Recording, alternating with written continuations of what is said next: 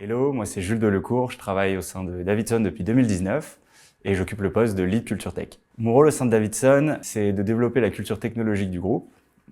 Pour ça, on fait des webinars, des formations, mais aussi des labs d'innovation. Je suis avec 3 équipes. Une équipe qui est spécialisée en Ride Tech, qui s'occupe de travailler avec des référentiels d'éco-conception et des projets comme EcoCode. Une équipe côté DevOps, qui elle design et conçoit toutes les pipelines CI/CD pour notre usine de développement. Et finalement, une équipe en infrastructure et système qui va porter tout le système d'information et l'exploitation. J'ai toujours voulu travailler dans la tech. J'ai commencé par des jobs d'été au lycée où j'ai commencé à faire des sites web de mon côté. Et au fur et à mesure, je me suis rendu compte que je voulais m'orienter vers ce secteur d'activité. C'est pour ça que je me suis rapproché de plus en plus des écoles d'ingénieurs et puis finalement, au travers de stages, du DevOps et du système. Chez Davidson, on opère une transition bas carbone. Et dans mon domaine, on préfère utiliser le terme de Ride Tech plutôt que de Green IT.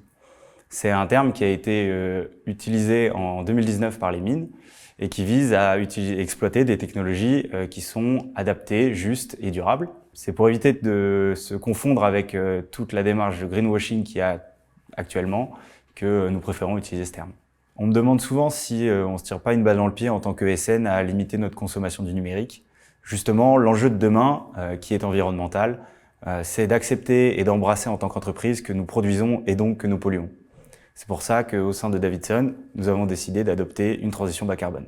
En 2023, Davidson a organisé conjointement avec le Crédit Agricole un hackathon, le Challenge EcoCode. Ce challenge vise à développer un projet open source qui a pour but d'analyser et de proposer des recommandations au niveau des applications. Ces recommandations vont travailler sur 2 axes. Un premier axe qui est l'allongement de la durée de vie des terminaux, ainsi que le second axe qui va être réduire la consommation énergétique des applications. Ce projet est important pour moi car il me permet d'aligner mes convictions écologiques avec mon métier d'ingénieur.